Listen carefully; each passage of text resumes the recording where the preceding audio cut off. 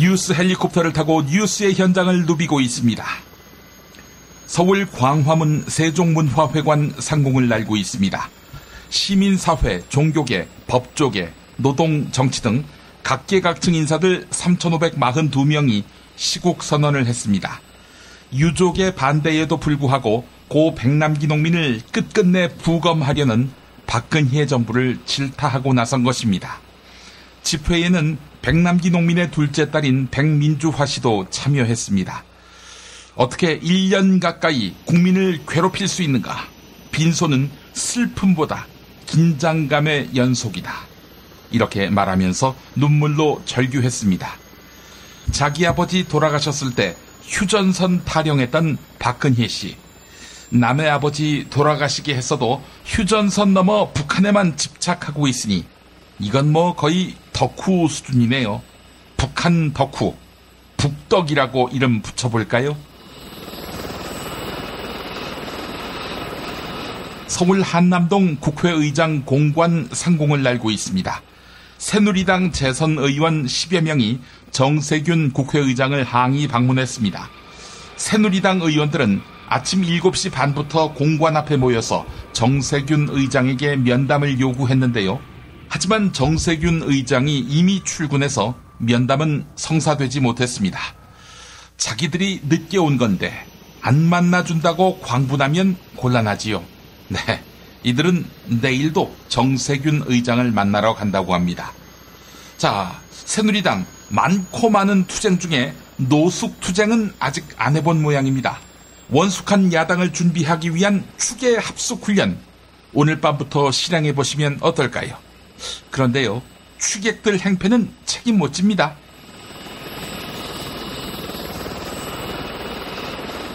서울 여의도 국회 상공을 날고 있습니다. 새누리당 김영우 의원이 국회 국방위원장으로서 국정감사를 개의했습니다. 국정감사를 보이콧한다는 새누리당 당론을 전면 거부한 것입니다.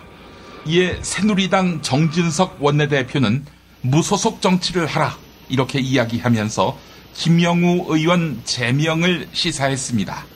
친박계 의원들 또한 반드시 책임을 묻겠다고 경고했습니다. 그런데 지난 총선 과정에서 탈당했다가 당선 이후 복당한 유승민, 주호영 의원을 포함한 비박계 의원 23명도 국정감사 복귀를 주장하고 있습니다. 이자들 위험하군요.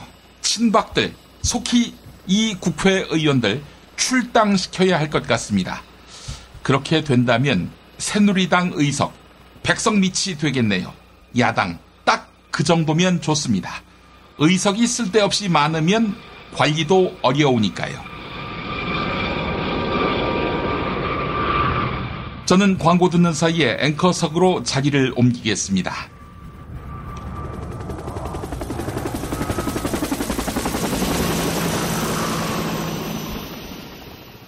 야, 근데 홍어가 진짜 그렇게 몸에 좋아? 아이, 끝내준다니까. 근데 비싸지? 별나 싸고 열나 맛있는 홍어가 있다니까. 어디?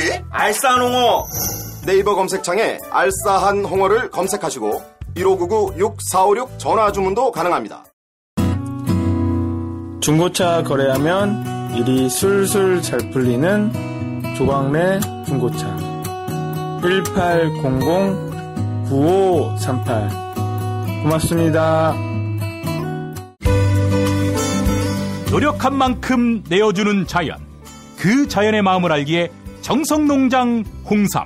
검색창에서 정성농장 홍삼을 검색해주세요. 010-9754-6972 다이어트를 위한 꿀팁.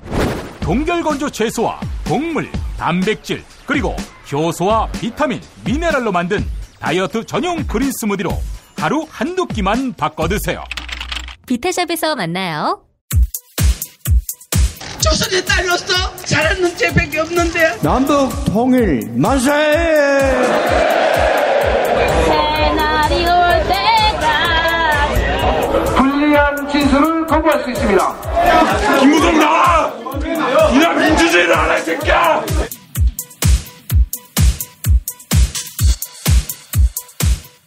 뉴스는 현장이다로 이어갑니다. 어젯밤 고 백남기 농민의 부검영장이 발부됐습니다.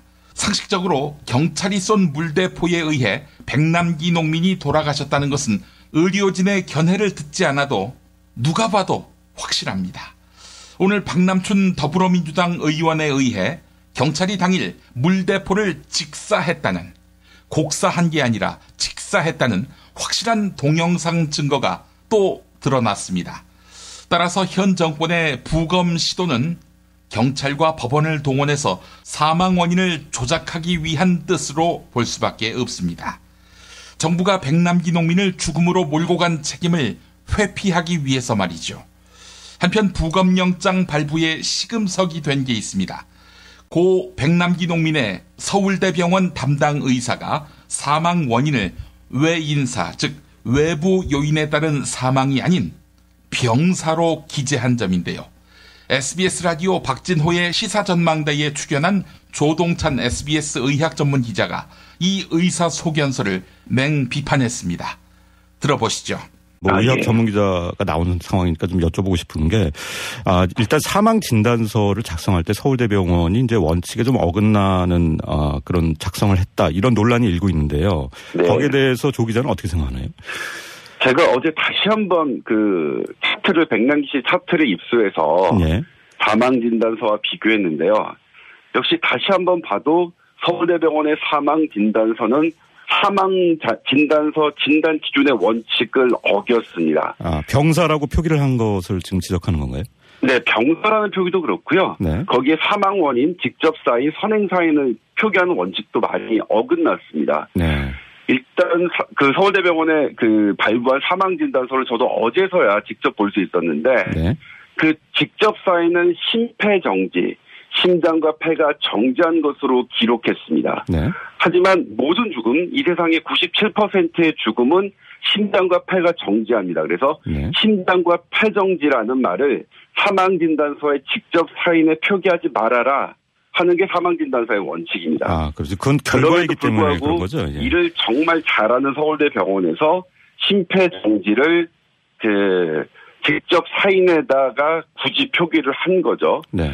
그리고 백남기 씨 같은 경우에는 이제 선행사인이 사실은 어떤 사망의 종류를 결정하는 건데, 네. 선행사인에 경막하 출혈이라고 써 있습니다. 네. 여기 이제 경막하 출혈은 뇌출혈의 하나인데, 이게 어떤 게 문제냐면 외상이냐 아니냐, 외상에 의한 경막하 출혈이냐, 그냥 질병에 의해서 발생한 경막하 출혈이냐가 분명해야 되는데, 네. 그것을 분명히 하지 않았습니다. 그런데 네. 제가 어제 입수해서 본 백남기 씨 차트는 이제 서울대병원 의료진이 직접 기록한 거죠. 네. 거기에는 분명하게 외상성 경막하 출혈이라고 기록되어 있습니다. 그렇군요. 그러니까 본인들이 직접 작성한 의무 기록에는 외상성 뇌출혈이라고 분명히 기록해 두고서도 네. 사망진단서에는 외상성이라는 것이 빠져 있었습니다. 예. 그리고 방금 말씀드린 사망진단의 원칙에 대해서도 외상성 뇌출혈일 경우에는 그 외인사라고 표기해야 된다고 사망진단서 원칙에 나와 있습니다. 예. 그런데 서울대병원은 병사로 체크했죠. 그러니까 알겠습니다. 여러 가지 면에서 서울대병원의 사망진단서는 원칙에 많이 위배된다, 이렇게 말씀드릴 수 있겠습니다. 최근 조동찬 기자 쓴 기사를 보면은 이제 법의학 권위자와 또 30년 경력의 신경외과 교수를 직접 인터뷰를 하셨었는데, 자, 이번 논란에 대해서 어떻게 얘기를 하던가요? 네, 일단은 백남기 씨가 쓰러진 현장에 있고 쓰러진 직후에 119에 의해서 병원에 있었습니다. 그리고 병원에서 계속 치료를 받다가 사망하셨습니다. 네. 그러니까 물대포라는 외상이 있은 다음에 추가 외상이 생길 곳이 없다는 거죠. 이를테면 119 대원이 만약 백남기 씨를 때렸다거나, 네. 뭐 병원에서 치료받다가 백남기 씨가 떨어져서 뇌에 충격이 받았다거나 그런 게 있다면 모르겠지만 그런 상황이 전혀 없는 상황에서, 네. 그러니까 외상의 원인이 뚜렷하고 계속 환자를 지켜볼 수 있는 상황이 변하지 않았는데, 추가로 서울대병원이 기록한 의무 기록과 여러 가지 진단 검사 소견들을 두고서 더 추가할 만한 무언가가 네. 없어서 본인이 경찰이라면 부검을 요청하지 않겠다. 이런 게 이제 그 30년 경력의 신경외과 교수와 그 법의학자 이호성 교수님의 그 뜻이었는데, 법조계에서는 이번에 발부된 부검영장을 살펴보고 놀랍다는 반응을 보이고 있습니다. 조건부 부검영장 아닙니까? 이런 영장은 본 적이 없고 발부해 본 적도 없다는 것입니다. 경찰 출신으로 한국을 대표하는 범죄심리학자인 더불어민주당 표창원 의원 또한 많은 사건을 그동안 지켜봤지만 이런 식으로 유가족이 반대하는 와중에 부검을 진행한 적은 없었다고 말합니다. TBS 라디오 김어준의 뉴스 공장에 출연한 표창원 의원 인터뷰 들어보시죠. 상당히 문제가 있고요. 우선은 유족과의 그런 협의나 상의, 대화, 동의를 구하는 절차가 전혀 없었습니다. 시신에 대한 검사와 그 경찰관, 그리고 법의학자, 법의관 입회하에서 유관과 그 촉수죠. 손으로 이렇게 만져보는 형태로 진행된 검시 검안이 있었거든요. 네. 그 부분은 그 시신에 대한 훼손이 일어나지 않기 때문에 영장이 필요 없는 수사 절차이고요. 네. 그 부분은 뭐 유가족이 그 동의를 해주셨고, 그래서 무리 없이 진행이 됐습니다. 그러면 그 이후에 어떻게 진행될지에 대해서 제가 그 검시 검안에 같이 참관을 했거든요. 네. 그 당시에 검사에게 명백히 못을 박았습니다. 질문을 했고요. 이후에 부검 여부를 결정하기 전에 유족과 협의를 해달라. 유족의 동의 없이는 부검 영장 청구를 하지 않겠다. 이 약속을 해달라라고 제가 요청을 했고요. 네. 그 자리에서 2명의 검사가 명백하게 그렇게 하겠다라는 약속은 아니었지만 유족과 최대한 협의해서 무리하지 않는 방향으로 최선을 다해서 노력하겠다. 이렇게 답을 2번 명확하게 하고 갔습니다. 그럼에도 불구하고 유족과 전혀 그 부검에 대한 논의가 없었고요. 그리고 영장 청구에 대한 언질도 없었고요. 그날 밤, 그 시간이 거의 저녁 7시 무렵이었는데 그날 밤 자정께 영장 청구를 했으니까 뭐 전반적으로 법적인 요건도 그렇고 유족과의 협의도 없었고 그리고 무리한 야간 신청이고 이런 부분들이 저는 잘 납득이 가지 않습니다. 그 경찰 생활 오래 하셨는데 기억하시기에 이렇게 유가족이 결사적으로 반대하고 그리고 사인도 명확한 경우임에도 불구하고 영장이 신청된 경우가 있었습니까? 제가 관여했던 살인사건 혹은 뭐 분석했던 사건 중에는 없었고요. 네. 일반적인 형사사건에서는 거의 있을 수 없죠. 다만 유족 중에 일부가 혐의를 받는 사건이 있습니다. 아, 범인이 의심되는 경우에. 네네. 네. 때로는 유족은 자살이라고 혹은 병사나 사고사라고 그냥 시신 인도해달라. 네. 화장을 하고 장례를 치르겠다라고 했는데 타살 혐의점이 해소되지 않아서 경찰이 유족을 설득하고 복구하자. 유족 사이에도 의견이 갈릴 때. 예, 그렇죠. 유족 사이에도 의견이 갈리죠. 되게 그런 경우에는요. 그래서 그 설득이 안 되고 동의가 이루어지지 않을 경우 법원의 검찰을 거쳐서 영장을 청구해서 강제적인 부검을 시행하는 사례들이 있었죠. 하지만 대개 그런 경우에도 그 과정을 통해서 반대하는 유족들도 동의는 아니라 하더라도 무기나 수긍 상태가 됩니다. 그래서 그렇죠. 부검을 실시하는 과정에 물리적 충돌이 있다거나 시신을 둘러싸고 형사 사건에서 강제적인 뭐 경찰력이 동원된다거나 이런 일은 제가 알기로는 없습니다. 그러니까 유족 일부가 반대하는 경우가 분명히 있는데 유족끼리도 야 이건 자살이 아닐 수 있잖아. 라고 의문을 제기하는 부분이 있을 수 있고 그러면 경찰 입장에서는 그런 의혹이 있다면 밝혀야 할 의무가 있으니까 그런 경우에는 그렇죠. 유족들끼리 의견이 갈리더라도 할 수는 있는데 그런 전례는 있는데 이렇게 유족 전체가 한마음으로 하지 않겠다고 하는데도 경찰이 강제로 하겠다는 경우는 의원님 기억으로는 없다는 거죠. 네, 그렇습니다. 그리고 자, 지금 네. 국가수 발표 통계에서도요. 네. 경찰이 변사로 그 접수해서 내사하던 사건들 중에 실제로 부검이 이루어진 사례는 약 20% 정도에 불과합니다. 변사를 할지라도 나머지 대부분은 그 유관과 촉수 등으로 행한 검시 검안으로 사인에 대한 판정이 끝나게 되는 경우들이 대부분이고요. 그래서 유족의 반대에 불구하고 이렇게 변사가 아닌데도 부검을 강요하는 사례는 대단히 좀 무리하고 이례적이라고 볼 수 있죠. 새누리당으로 인해 국회가 파행을 거듭하고 있습니다. 이런 새누리당의 행태를 비난하는 여론 무시할 수 없는 수준인데요. 하지만 친박계 새누리당 이장우 의원은 20대 국회 파행의 원인을 정세균 국회의장 탓으로만 돌리고 정세균 의장의 사퇴를 요구하고 있습니다. YKN 라디오 신율의 출발 새 아침에 출연한 이장우 의원 인터뷰 들어보시겠습니다. 참고로 이장우 의원 친박입니다. 남이 하면 정치 공세, 자기가 하면 우국 충정. 네, 이런 친박들의 멘털리티 확인해 보시죠. 기본적으로 친노의 핵심이고요. 또 이분이 이 정권이 잘 되는 걸 바라지 않는 것 같습니다. 왜냐하면 농해수 위원장 같은 경우는 해임 요건이 전혀 없는 분이에요. 이 해임 요건을 하려면 직무집행에 있어서 헌법 또는 농해수 위원장이 아니라 김재수 장관 말씀하시는 거죠? 예, 김재수 장관. 김재수 장관. 예. 그리고 또 정책의 수립이나 집행에서 중대한 과실이 있는 경우 이런데 임명된 지 보름밖에 안 된 분이에요. 그래서 일도 시작도 안 했는데 무슨 해임안입니까? 그리고 야당이 주장했던 해임 건의의 요건 전혀 갖추지 않고요. 의혹 제기한 것도 다 거짓으로 밝혀졌습니다.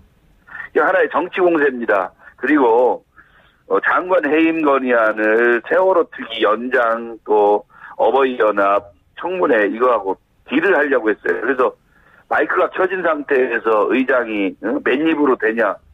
대한민국 의장이 맨입으로 되냐가 어디서 나옵니까? 그럼 1,000원을 달라는 겁니까?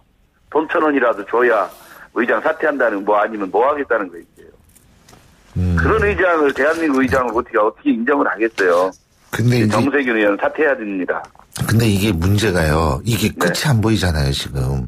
이정현 대표는 끝까지 가겠다고 단식하고 있죠. 정세균 의장은 절대로 사퇴는 고사하고 사과도 할 이유가 없다. 지금 이렇게 나오고 있는데 이게 끝이 어떻게 나요, 그러면? 결제 해제해야 된다고 합니다. 더불어민주당, 국민의당의 사과.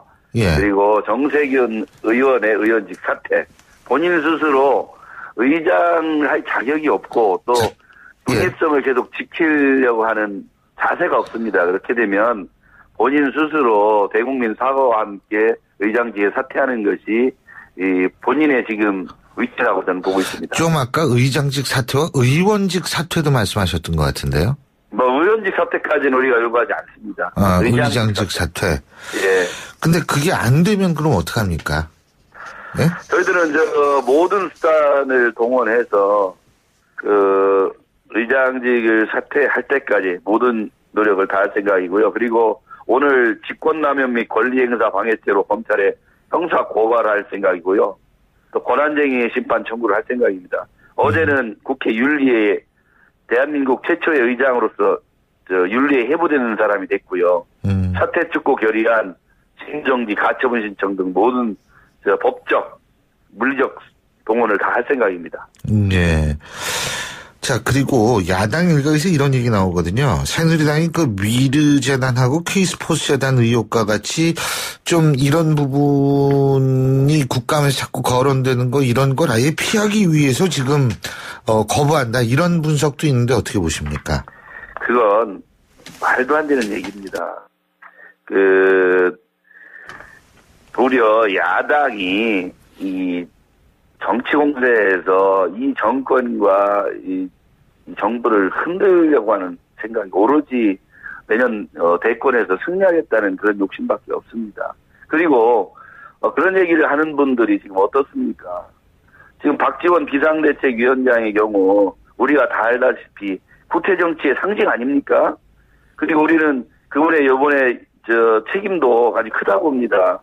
아주 교묘한 줄타기를 통해서 3당의 위치를 확보하는 건 좋습니다만 우리 모든 사람이 볼 때 과거 그분의 정치 이력은 우리가 다 알고 있습니다. 그분을 만약 청문회에 세운다면 단 하루라도 버틸 수 있겠습니까? 그런 분이 해임 요건도 안 되는 요건을 주동해가지고 그게 말이 됩니까? 그런 분들도 이번 사태에 대한 책임을 져야 되는 분들입니다. 국회 교육문화체육관광위원회 국정감사에서는 비선실세 최순실의 권력형 비리 의혹들이 파헤쳐지고 있습니다. 오늘 일부 시간에 전해드린 대로 이화여대가 최순실 씨 딸의 편의를 봐주기 위해서 학칙을 개정했다는 의혹이 있는데요. 이미 오래전부터 최순실 씨 딸을 주목했던 국회 교육문화체육관광위원회 위원인 더불어민주당 안민석 의원이 국정감사에서 밝혀진 내용을 설명했습니다. CBS 라디오 김현정의 뉴스쇼에 나온 안민석 의원 발언 들어보시죠. 근데 또 하나 이제 오비 일학이라고만 여기기에는 희한하다 하는 의혹이 또 뭐냐면 아까 1학년 1학기 때 학사 경고를 받았다고 했습니다. 근데 학사 경고를 받자 최순실 씨가 딸과 함께 학교로 찾아와서 학사 경고를 준 지도 교수를 찾아가서 항의를 했고 그 후에 지도 교수가 교체가 됐다. 이게 사실인가요? 어제 저희들 이대 측과의 간담회에서 확인된 것은 이제 최순실 씨가 두 차례 학교로 오게 됩니다. 예. 처음에 오게 된 게 지난해 여름 방학이고요. 예, 두 번째로 온 게 이번 올 봄 중간고사 마친 후에 오거든요. 아, 한 번 온 게 아니라 두 번 왔군요. 네, 어제 그렇게 두 번 온 것으로 확인이 됐고요. 예, 예. 그리고 지도교수 교체 관련된 그래서 이제 두 번째 최순실 씨가 학교로 온 직후인데요. 아마 지도교수로서는 상당히 불편하고 불쾌한 그런 이야기들이 오고 갔던 것 같습니다. 그래서 그 이후에 지도교수가 더 이상 나는 이 학생을 지도하지 못하겠다. 예, 예. 그래서 지도교수가 요구를 해서 교체가 된 것으로 어젯밤에 확인이 되었습니다. 아까 지도교수를 강제로 교체한 건 아니고 이런 항의, 학부모로부터 항의를 받자 지도교수가 자진해서 나 좀 바꿔달라 이렇게 된 거라고요. 사실관계가. 네, 어젯밤에 그렇게 확인되었습니다. 뭐라고 했길래 근데 이게 저 지도교수가 나를 교체해달라고까지 얘기를 했을까요? 좀 이해가 안 되네요. 뭔가 언쟁이 오고 가지 않았을까. 학부모와 교수 사이에. 그렇죠. 이제 아마 이제 교수 입장에서는 예. 어떻게 학교를 오지 않은 수업에 한 번도 들어오지 않은 학생에게 학점을 줄 수가 있느냐. 예, 예. 그리고 아마 최순실 씨는 얘가 외국에서 훈련 받느라고 학교를 못 오는 건데 이걸 왜 편의를 못 봐주냐. 아마 그런 식의 그런 언쟁이 오고 가지 않았겠습니까? 그러고 나서 그럼 이 학칙이 개정이 된 겁니까? 그 학칙의 개정은 어제 학교 측 이야기로는 지난해부터 학칙 개정이 진행됐다고 하더라고요. 논의는 확정이 된 거는 그럼 이 지도교수를 찾아간 후인가요? 전인가요? 후죠. 후겠죠. 네, 6월 중순에 확정이 되었는데요. 알겠습니다. 그런데 이제 과에서도 이런 학칙 개정을 지난 작년부터 그 작년 시점이 이제 이 학생이 입학한 시점이지 않습니까? 예, 예. 그 작년부터 이런 시대 역행하는 학칙 개정을 시도한 것은 이해하기가 어렵죠. 자, 여기까지가 지금 나와 있는 의혹들입니다. 아마 들으시면서 청취자들이 판단을 하실 테고 국감에서도 이런 의혹들이 좀 납득하기 어려운 부분이 많다 보니까 증인 출석도 요구하고 문제 제기를 한 건데 이게 지금 다 제보가 들어오고 있는 건가요, 의원님? 제보 없이는 이런 것을 확인하기 어렵고요. 내부 제보입니까? 그러면 학교 내부 제보? 뭐 이런저런 제보가 있는 것이고요. 그래서 최경희 총장을 이제 국감 증인으로 저희들이 신청을 했어요. 예, 예. 왜냐하면은 이게 이제 특권 계층의 학생에게 특혜를 주었고 그 특혜를 반대급부로 이대가 재정 지원, 폭탄 재정 지원을 받은 것이 사실인지 여부를 밝게 되지 않겠습니까? 그래서 저희들이 이대 총장을 증인으로 신청한 것인데요. 예, 예. 현재까지 여당 측에서 이제 반대를 하고 있기 때문에 예. 그 증인 채택이 못 되고 있어요. 그래서 어제 이제 국감 중에 이 학칙 개정의 부칙 조항을 통해서 소급 적용 이것을 저희 전재수 의원님이 발견을 했거든요. 부칙에 아주 뭐 볼랑말랑 조그맣게 나와서 예. 신의 한 수라고 저는 보는데요. 이 소급 적용을 국감에서 발견을 해서 예, 예. 국감 중간에 이대를 저희들이 예고 없이 갑자기 이제 방문을 한 거군요. 네. 아니 근데 저는 지금 제가 뭐 학교 이런 규칙을 잘 몰라서 그렇습니다만 학칙 만들어 놓고 소급 적용하는 건 아주 예외적인 건가요? 학점 관련한 소급 적용을 준 사례가 있느냐 그렇게 물으니까 예. 그 사례는 찾지 못하더라고요. 네, 그래서 저희들이 오늘까지 찾아서 저희들에게 알려달라고 했고 지금 오늘까지 기다리고 있습니다. 그래서 만약에 학종 관련한 소급 적용 사례가 이대가 이 건이 처음이었다고 그러면은 이건 상당히 심각한 문제가 되는 것이죠. 미궁 장사랑, 요건 내가 할 말이 있어요. 똥은 싸고 다니냐? 미치도록 싸고 싶다. 빅동의 추억. 미궁 장사랑! 구렁이 똥 이뻤다. 장이 살아야 내 몸이 산다. 혈중 콜레스테롤 개선과 배변 활동에 도움을 주는 건강기능식품입니다. 빅동의 추억. 미궁 장사랑. 지금 검색창에 미궁 장사랑을 검색하세요. 이건 제가 써보니까 효과가 있는 것 같아요. 남녀노소, 좌파, 우파 모두에게 미궁 장사랑이 빅동의 추억을 찾아드립니다. 지금 검색창에 미궁 장사랑을 검색하세요. 엄마, 나 가게 안 하고 싶은데. 너 가게 해봤니? 너 음식 만들어봤니? 인테리어는? 집기는? 일할 사람은? 운영은? 가게 자리는? 세금은? 너 돈이 있니?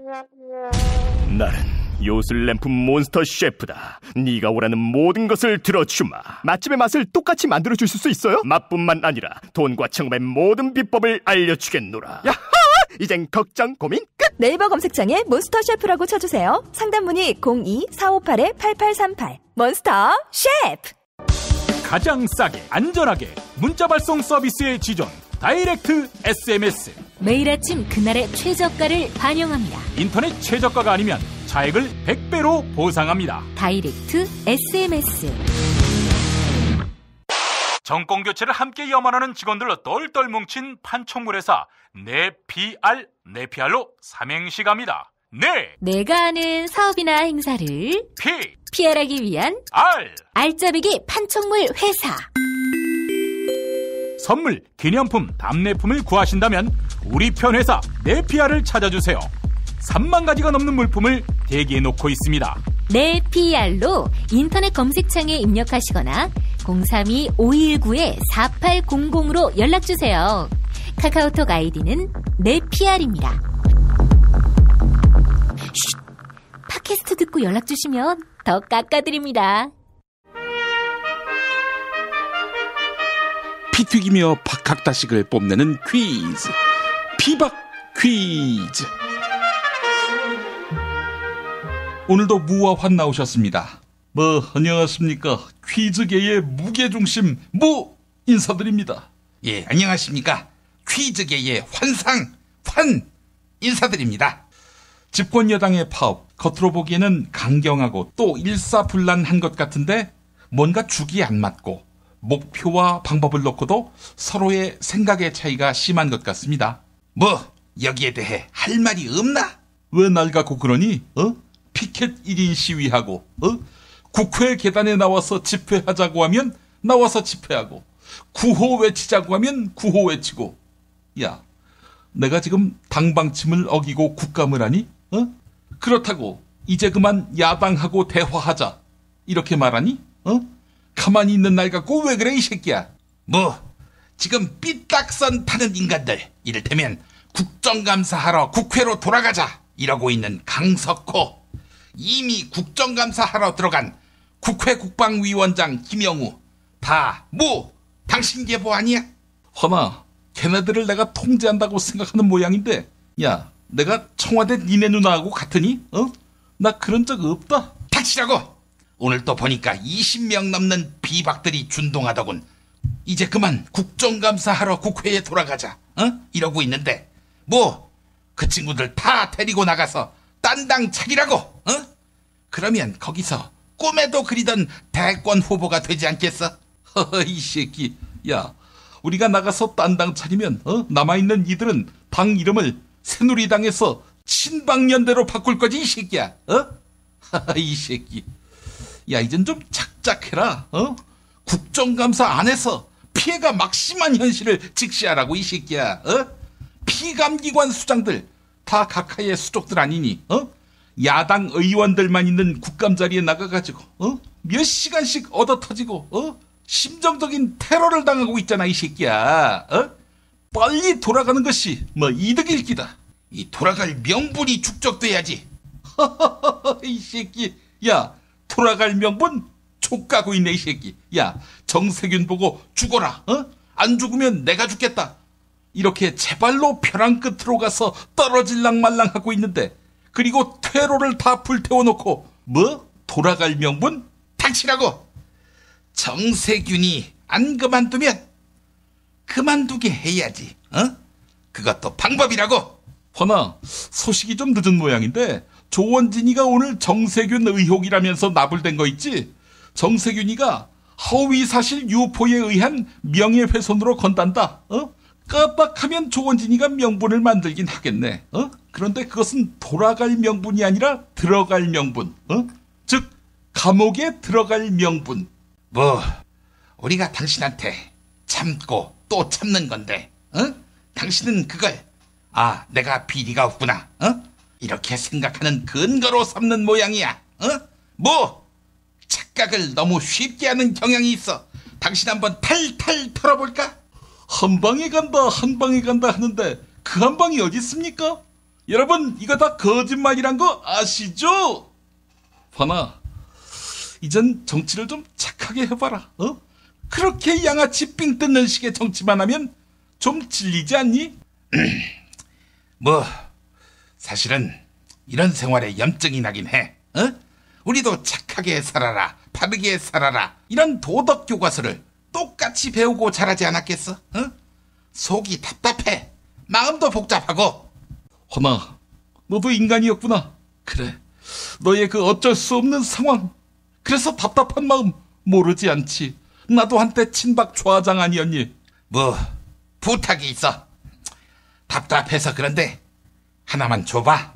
뭘 줄까? 은단? 아니면 담배? 아니, 마약. 닥쳐 이 새끼!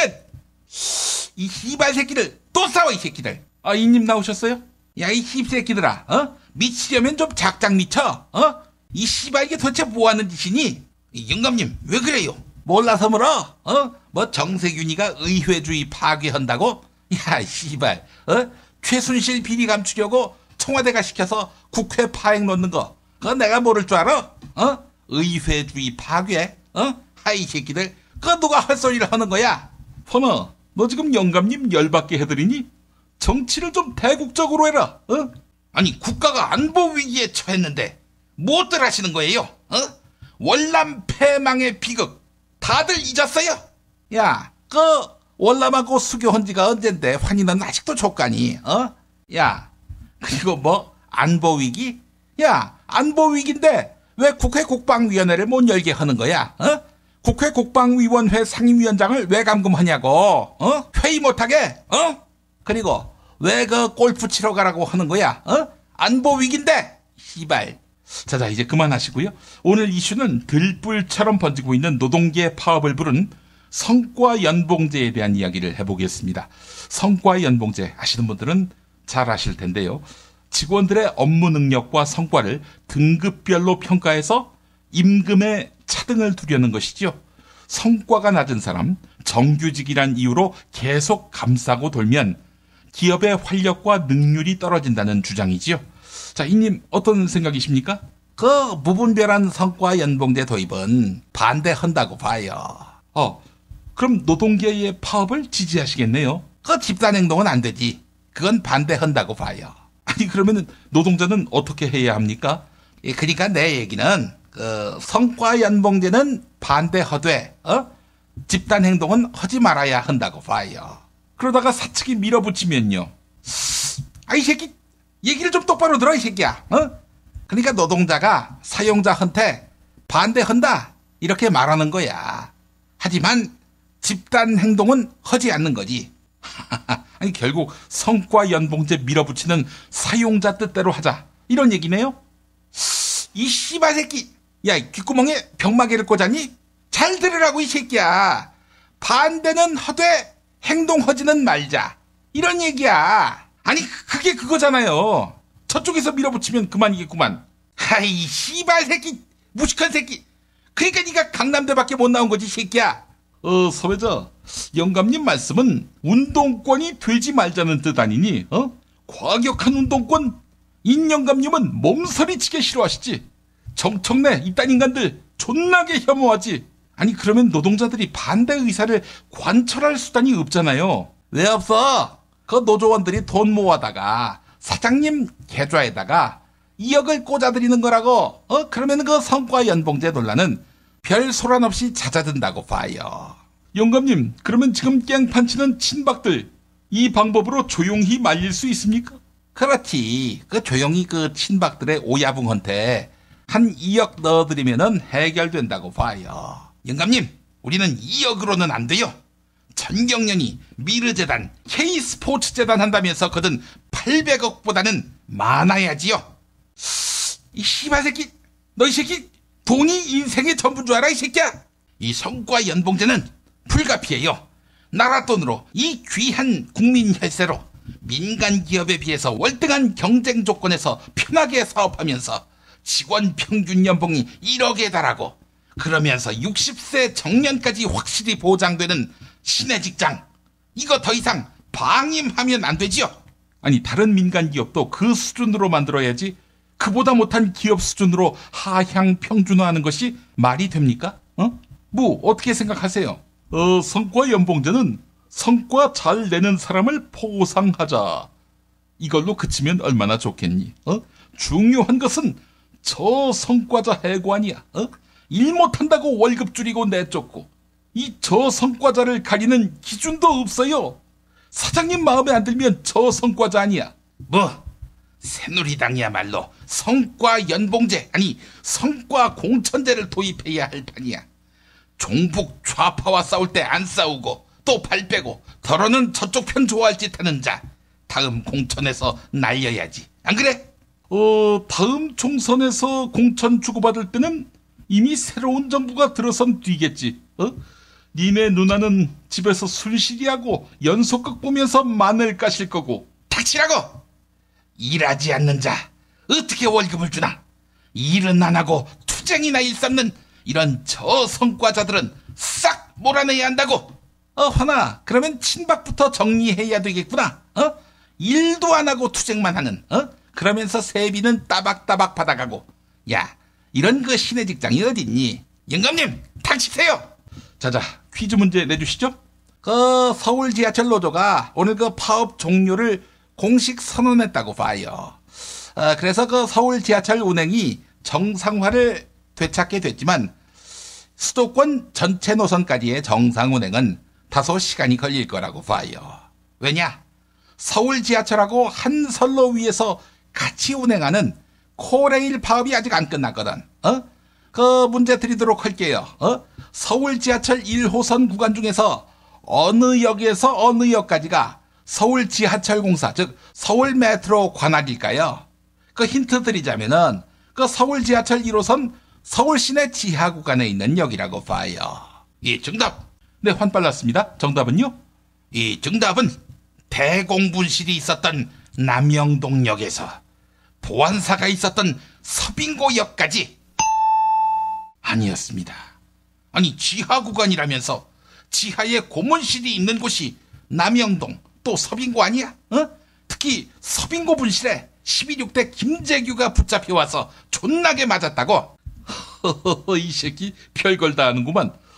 서회자 정답하러 가자. 정답은 서울역에서. 그렇습니다. 서울역에서 평양역까지.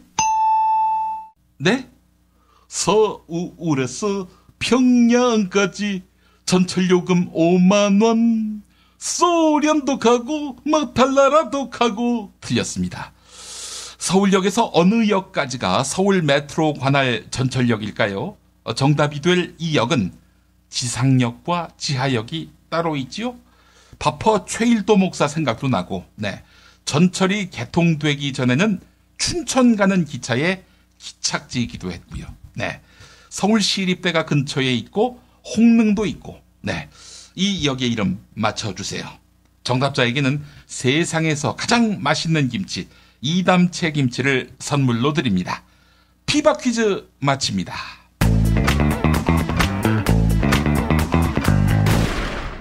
박근혜 왜 저러지? 문재인, 김무성, 안철수는 또 왜 저러지? 뉴스로는 알 수 없는 진짜 정치 현장 이야기. 한겨레 정치팀 기자들이 취재 수첩을 낱낱이 공개합니다. 본격 정치관찰 팟캐스트. 언니가 보고 있다. 팟빵에서 언니를 검색하세요. 한겨레 정치바와 함께하는 정치 한 건에 써. 한겨레 김태규 기자 만나겠습니다. 김태규 기자님. 예, 안녕하세요. 예. 이정현 새누리당 대표. 이 단식이 독단적으로 이루어진 모양이죠. 서청원 의원 같은 경우 친박계 거의 뭐 원로급 좌장이라고 표현하기는 좀 그렇습니다만은 하여간 원로급에 해당하는 서청원 의원조차도 이정현이 멋대로 한다. 뭐 이런 불만을 토로한 것으로 알려져 있는데요. 예, 지금 다 상황이 그렇게 돌아가는 것 같습니다. 예. 일단은 그 어떤 사전 조율이나 어떤 치밀하게 짜여진 전략에 따라 움직이는 게 아니라 좌충우돌하듯이 이렇게 불쑥불쑥 돌발 행동을 하는 것 같은데요. 예. 그래서 그리고 이상돈 국민의당 의원이 그 이정현 당대표를 판단이 좀 미숙하다. 그리고 청와대 대리인 노릇도 잘 못하고 있다. 이렇게 평가를 했습니다. 예. 그 이제 대표적인 사건이 어제 새누리당이 당원들까지 다 한 3,000명이 모여서 국회 본청 앞에서 정세균 의장 이제 사퇴 촉구하는 뭐 규탄 대회를 열지 않았습니까? 예.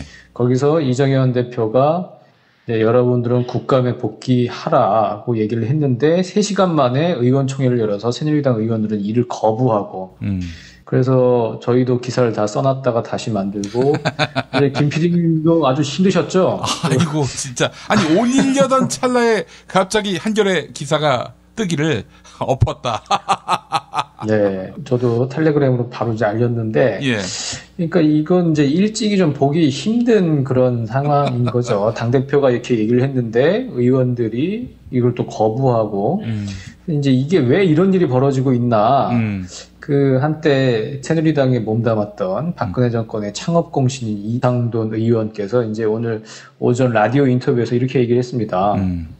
이정현 대표가 청와대의 본류, 본심도 잘 모르고서 성급하게 국감 복귀 결정을 했다가 서청원 전 대표의 말 한마디에 도로 거부를 하고 굉장히 좀 우습게 돼버렸다. 예.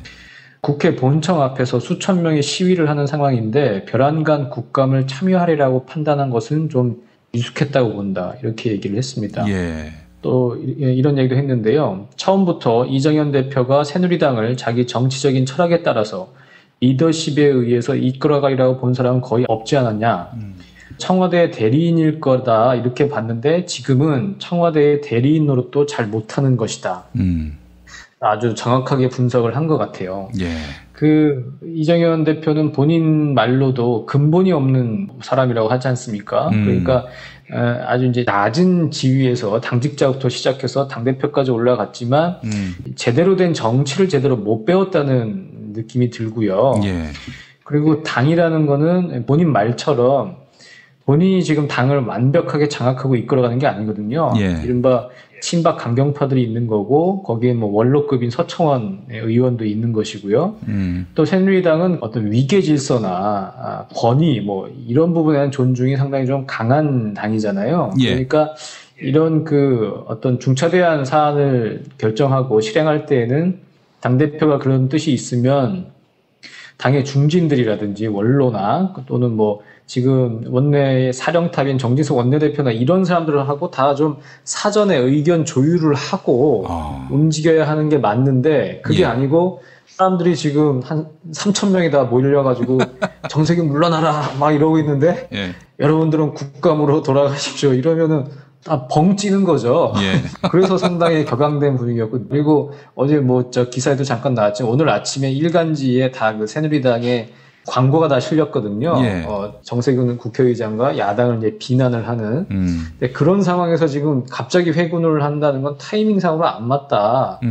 이 분위기가 막 달아오르고 막 뭘 좀 하려고 하는 라면 물을 막 끓이고 막 스프를 막 넣으려고 하는데 이제 그만하고 우리 찬밥이나 먹자 이렇게 되니까 상당히 좀 격앙됐고 그래서 비토를 받았고 밖으로는 또 상당히 우습게 되는 결과로 이어졌다. 그래서 이래저래 모양새가 안 좋게 된 그런 상황인 것 같습니다. 아이고 참나.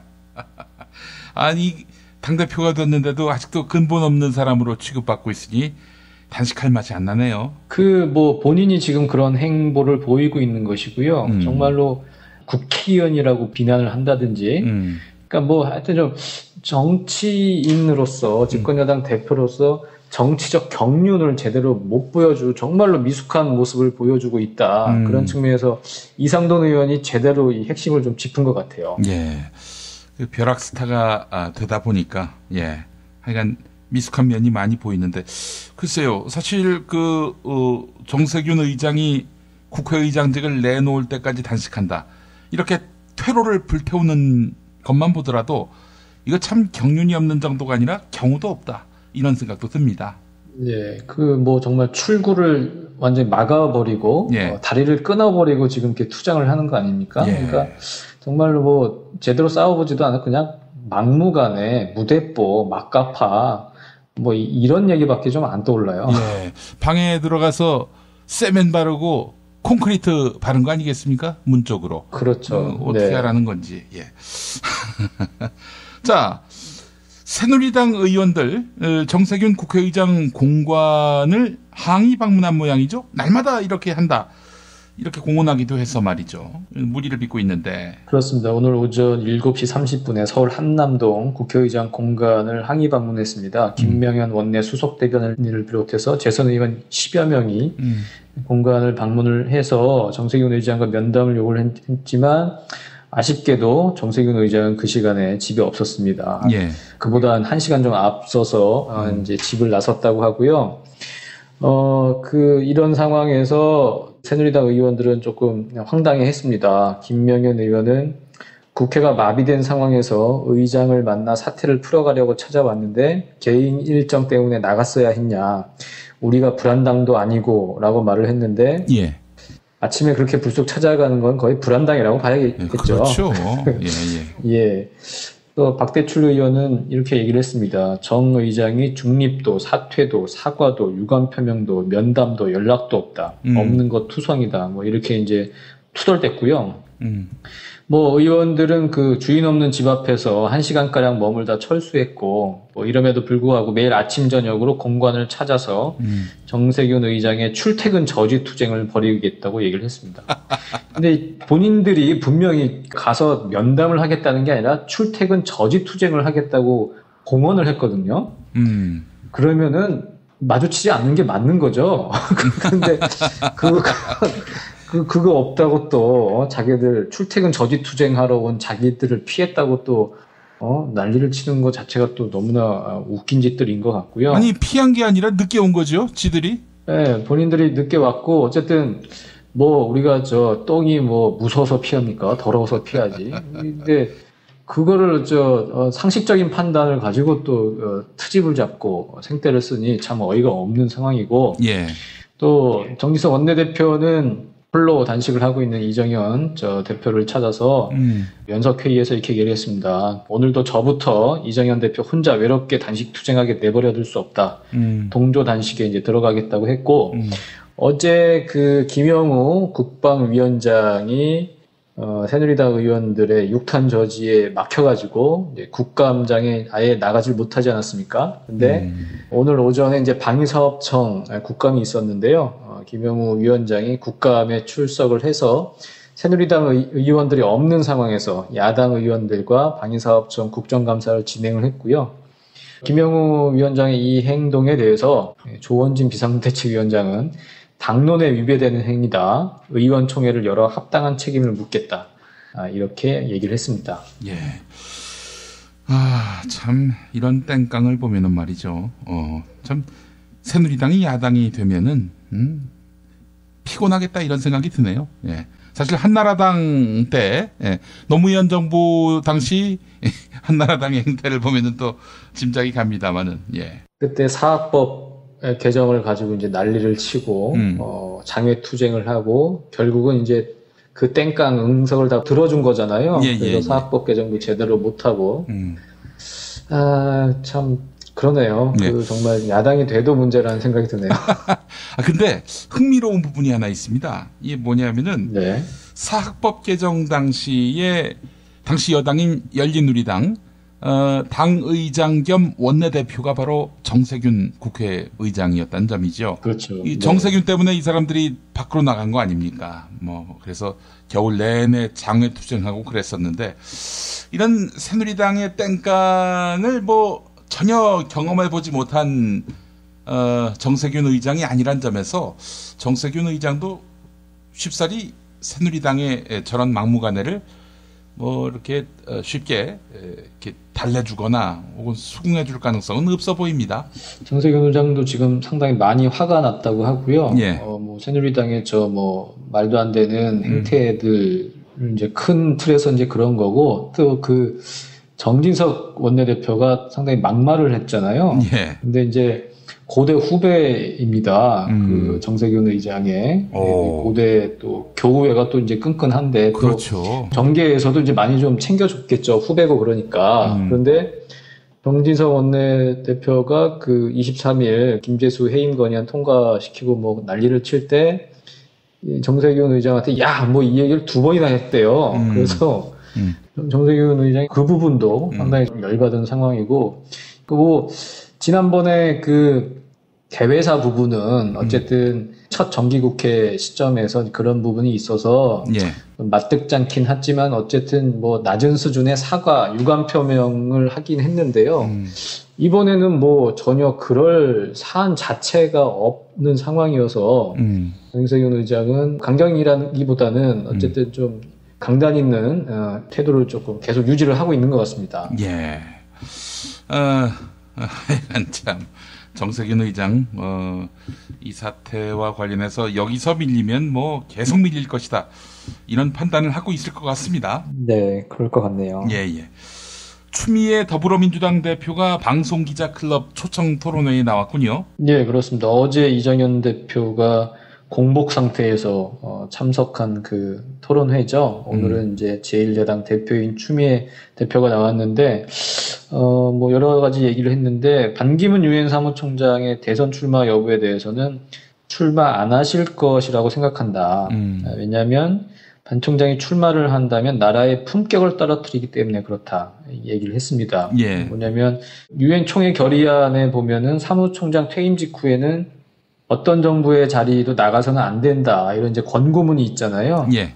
그렇기 때문에 이렇게 얘기를 했죠. 박근혜 정권이 대선 후보 자리를 반기문 총장에게 제안한다면 이는 정부의 어떤 자리보다 가장 정치적 자리가 되고 웃기는 자리가 될 거다, 이렇게 얘기를 했고, 그래서 품격을 위해서라도 반 총장이 출마하지 않으리라고 본다고 얘기를 했고, 그리고 아직 정치 무대에 안 올라서 신비감이 있는데 검증에 들어가면 여러 문제가 나오지 않겠냐, 이렇게 얘기를 했습니다.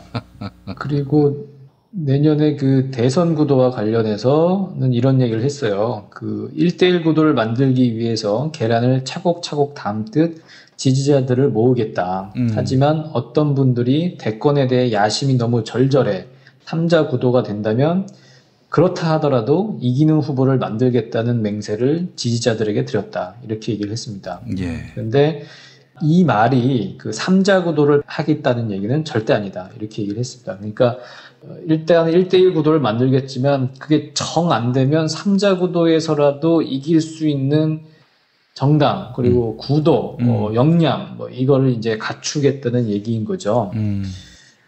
그리고 문재인 전 대표한테 이제 유리하다고 얘기를 하는 어떤 온라인 당원 모집을 없앨 계획이 있느냐, 이런 질문에는 당대표가 자기적으로 바꿀 수 있는 게 아니다. 돈을 찾을 때도 은행이든 ATM이든 이용할 수 있지 않냐.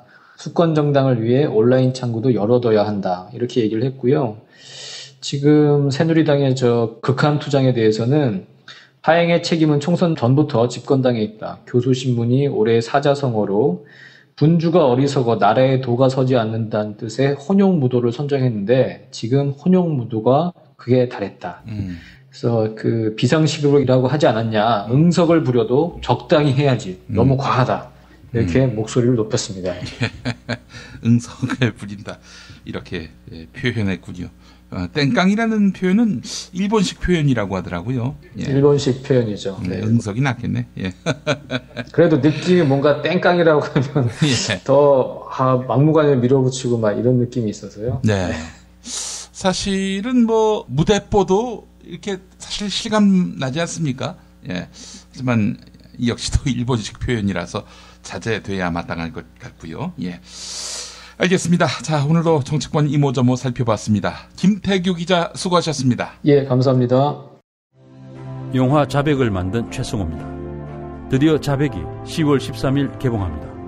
간첩을 조작하고 국민을 속여온 국정원, 이대로 둘 수 없습니다. 대한민국을 바꾸는 모험에 함께 나서주십시오.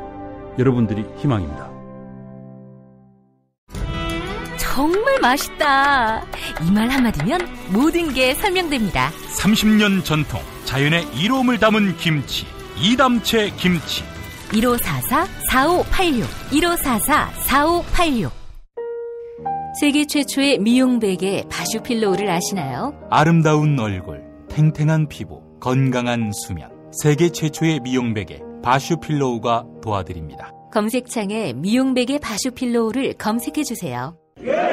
술자리 많은 요즘 3차까지 달린 당신을 위한 필수품. 전창걸의 새싹 땅콩차. 이제 속쓰림은 잊으세요. 070-8635-1288 070-8635-1288 가장 싸게 안전하게 문자 발송 서비스의 지존 다이렉트 SMS. 매일 아침 그날의 최저가를 반영합니다. 인터넷 최저가가 아니면 차액을 100배로 보상합니다. 다이렉트 SMS. 뉴스가 쉽다. 뉴스가 즐겁다. 뉴스가 알차다. 왜냐고요? 김용민 브리핑이니까요. 일부에서 주장하는 방송 장악은 그것을 할 의도도 전혀 없고 법적으로도 불가능합니다. 우리 공동체가 꼭 알아야 할 뉴스. 여러분의 뉴스 보좌관 김용민이 챙겨드립니다.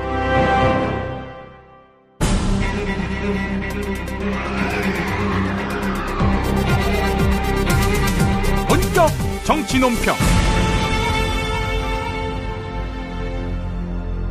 개봉날이면 항상 만나는 분입니다. 최광희 영화평론가. 어서 오십시오. 네, 안녕하세요. 예. 자, 오늘 어떤 영화 보여주시겠습니까? 네, 백남기 농민이 끝내 숨졌죠. 예. 경찰 물대포에 맞아서 사경을 헤매다가 300여일 만에 숨졌는데, 경찰이 숨지게 해놓고 또 그것을 경찰이 수사를 하겠다고 하면서 이제 법원에서 구검영장까지 나온 그런 상황이라고 좀 전해 듣고 있는데요. 예. 한국 영화에도 경찰이 굉장히 많이 등장합니다. 예. 그래서 오늘은 한국 영화에서 경찰이 어떻게 그려져 왔는지 시대별로 조금 살펴보는 그런 시간을 갖도록 하겠습니다. 예. 일단은 경찰이 본격적으로 한국 영화에 나온 거는 이제 1990년대 중후반에 나왔던 강우석 감독의 투캅스 시리즈죠. 예, 안성기, 박중훈 씨가 나왔는데, 예. 여기서 보면 안성기 씨가 좀 비리 형사 비슷하게 나오고요. 박중훈 씨는 뭔가 이렇게 정의감에 불타는 그런 형사로 등장해서 둘이 이제 티격태격하면서 나오는 이제 코미디라고 할 수가 있겠는데, 예. 그 다음에 이명세 감독의 인정사정 볼 것 없다. 99년에 나온 작품. 예. 그 다음에 또 2000년대 초반에 강우석 감독이 연출한 공공의 적. 이런 작품들에 등장하는 경찰은 상당히 거칠고 투박하죠. 네.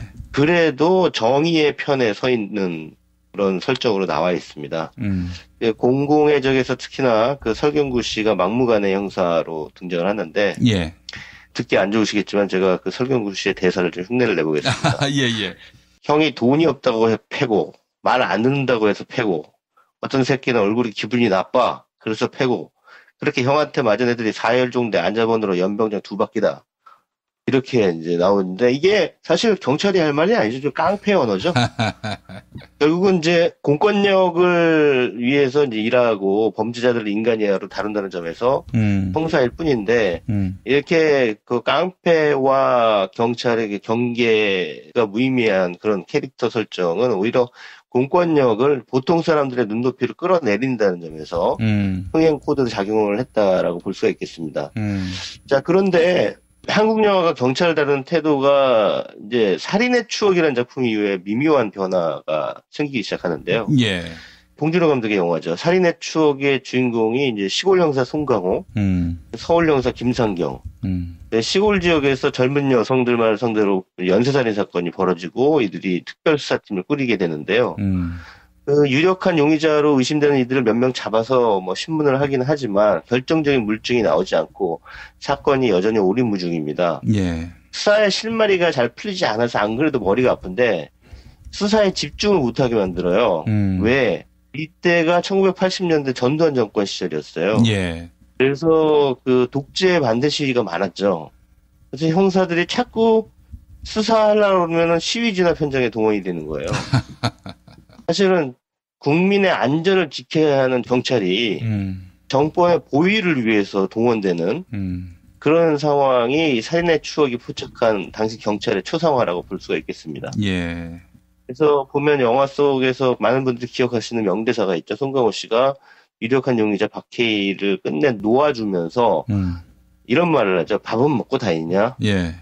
근데 이게 사실은 공권력의 한계 안에서 극도의 무기력을 안아야 되는 형사의 어떤 자주 섞인 말이라고 할 수 있겠죠. 예, 밥은 먹고 다니냐? 그 말이. 예. 이렇게 그러니까 형사가 이제 무기력하게 공권력의 현주소를 보여주는 어떤 상징으로 등장하는데 이게 2010년대에 이르면 이제 한 걸음 더 나아가요. 어떻게 나가냐면 이제 경찰이 악당이 됩니다. 무기력한 거에서 넘어서서 악당이 되는데 그 대표적인 사례가 이제 유승환 감독의 부당거래라는 작품이죠. 그렇죠. 예, 예. 이 영화에서 황정민 씨가 연기한 최철기라는 인물이 그 외 자신의 실적과 승진을 위해서 소위 영화 속에서 배우라고 하는데 범인을 조작하죠. 예. 근데 범인을 조작하는데 게으르지 않는 그런 형사입니다. 그리고 그 위에는 또 그 주양이라고 유승범 씨가 연기한 검사가 있습니다. 예. 근데 이 검사 주양과 경찰 최철기는 그 승진 욕심, 야망 또는 그것을 위해서 수단과 방법을 가리지 않는다는 점에서 이제 독인 객인인 거예요. 어쨌든 이 두 사람이 대립을 하는 그런 과정이 보여주고 있는데 이 영화 속에서 보면은 경찰 최철기는 나쁜 놈, 검사 주양은 더 나쁜 놈. 나쁜 놈과 더 나쁜 놈이 싸우고 있는 그런 상황을 보여주는 게 부당거래라는 작품이라고 할 수가 있겠습니다. 예. 또 두 번째 상징적인 영화는 이제 지난 2013년에 나온 영화인데요. 기억하실지 모르겠습니다만 최근에 터널을 연출한 김성훈 감독이 연출한 작품이에요. 끝까지 간다. 끝까지 간다는 작품인데 이 작품에서는 이성균 씨가 고건수라는 또 비리 형사로 등장합니다. 예. 그래서 이제 범죄를 눈 감아주는 대가로 돈을 챙겨온 사람인데요. 그 비리에 대한 경찰 내부의 내사가 진행이 되죠. 그래서 자칫 잘못하면은 자신의 비리 혐의가 들통날 처지에 놓였어요. 그래서 결정적인 증거를 없애기 위해서 어머니 장례식장을 이탈해서 열심히 경찰서로 달려가다가 어떤 사람을 차로 쳐요. 그래서 죽습니다, 그 사람이. 그래서 이건 뭐 엎친데 덮친 격이 된 거죠. 어쨌든 시신이 발견되고 하면은 경찰이니까 잘 알 거 아니에요. 추적이 들어오면은 자신이 쳤다는 것이 발각될 것 같으니까 다시 이 시신을 트렁크에 실어가지고 어머니 장례식장으로 와서 남 몰래 어머니 관에다가 이 시신을 넣습니다. 이건 완전히 뭐 폐륜도 이런 폐륜이 없죠. 예. 숨길 데가 없어서 어머니 관에다가 숨기는 거예요. 뭐 이 영화 역시 그 앞서 말씀드린 그 부당거래처럼 악당보다 더 악당 같은 형사가 나오고 자신의 악덕을 숨기기 위해서 안간힘을 쓰는데 결국 이 영화도 악당 같은 악당이 더 자신보다 악당 같은 악당과 정면 대결한다. 이런 설정을 펼쳐 보이고 있습니다. 예. 그래서 이렇게 한국 영화 속에서 경찰이 그 악당으로 묘사되는 게 워낙 상투적이 돼버린 그런 상황이 됐는데요. 사실 그런 점에서 이제 지난 2015년에 1000만 명의 관객을 넘어섰던 베테랑이라는 영화에서 황정민 씨가 광역수사대로 등장을 해서 재벌 3세와 한판 대결을 펼치지 않습니까? 예. 네, 현실에서는 일어날 수 없는 일이죠. 보통 이제 재벌 수사는 이제 검찰이 하게 돼 있는데 광역수사대가 나서서 이제 재벌 3세하고 이렇게 맞붙는 거는 어찌 보면 약간 대리만족을 안겨주는 그런 영화라고 할 수 있겠는데 그래서 오히려 저는 베테랑이라는 영화가 그냥 거의 사실상 판타지에 가깝다라는 그런 생각을 했습니다. 바로 어제 개봉했습니다. 김성수 감독이 연출한 아수라라는 작품. 예. 여기에도 경찰이 등장합니다. 아수라. 정우성이 한도경이라는 이름의 경찰로 나오는데요. 말이 경찰이지 사실은 영화 속에서 그 황정민 씨가 연기한 박성배 시장, 안남 씨라고 돼 있거든요. 예. 경기도에 있는 시인데 이제 가상의 도시죠. 예. 안산하고 성남하고 섞은 것 같아요. 근데 그 안남 시장의 그 시장이 박성배인데 굉장히 비리가 많은 사람입니다. 이 사람이. 근데 이 사람의 계를 자처하는 인물이 바로 한도경입니다. 그래서 어떤 방식으로 계를 자처하냐면 검찰이 이제 이 시장을 비리 혐의로 기소해요. 그래서 이제 법원에서 판결이 있기 전에 시장에게 불리한 증언을 할 게 뻔한 인물을 납치합니다. 죽여버려요. 경찰이 할 짓이 아니죠. 근데 그거를 한단 말이에요. 근데 이 다른 형사가 그것을 또 알게 돼요. 근데 그 다른 형사가 이 납치 사례를 직접 한 게 아니라 이제 사주를 한 거거든요. 그 한도경이라는 인물이. 예. 그러니까 한도경이라는 인물이 거기에 관여됐다는 사실을 알게 돼요. 그래서 그 납치 살해범을 이제 검거를 하게 되는데 이 범인을 놔두고 한도경하고 동료 형사 싸워요. 왜 싸우냐면 야 너만 먹냐? 같이 좀 먹자 이렇게 되는 거죠. 이게 정말 아수라죠. 영화 제목 그대로. 그래서 영화 아수라가 논평하는 지금의 한국 사회는 제목 그대로 공권력이 표류하는 세상입니다. 교만과 시기심이 많은 이들이 특히 공권력 이런 그 주변에 모여서 진흙탕 싸움을 벌이는 곳. 정치 권력과 눈치 보는 검찰, 정치 권력의 개가 된 경찰이 삼각형의 링 위에 올라서 있는 곳. 이것이 바로 아수라라는 영화가 한국 사회를 바라보는 논평이라고 볼 수가 있겠죠. 예. 검찰은 거악, 경찰은 정의의 편인 약자. 이렇게 비춰지는 영화도 있었는데, 실상은 조폭 오야붕과 똘마니의 관계로 봐야 마땅한 거 아니겠습니까? 현실의 검찰과 경찰은요. 그렇죠. 그러니까 맨 위에 정치 권력이 있고요. 그 다음에 검찰이 있고요. 예. 그 밑에 경찰이 있는 거죠. 예. 그러니까 정치 권력이 부도덕한 상황이면은 검찰도 역시 마찬가지로 그렇게 되는 거고. 예. 또 검찰의 지휘를 받아야 되는 경찰도 마찬가지가 되는 것이죠. 예. 그런 것이 말하자면 합리적이고 도덕적인 정치 권력을 선출해야 되느냐라고 하는 부분에 있어서의 절실한 필요성을 또 한번 느끼게 되는 것이죠. 예. 영화에서나마 판타지로나마 그래도 경찰이 이런 거악들과는 달리 서민들 약자편에 서기를 바라는 마음 이런 희망이 사실 그 영화에 녹아있는 면도 있는데 점점 경찰은 국민들로부터 멀어지고 있네요. 네, 그런 희망을 이제 영화 감독들은 버린 거예요. 네. 지금의 경찰을 정치 권력의 개로 보는 거죠. 지금. 예. 어쨌든 영화는 현실을 투영하잖아요. 예.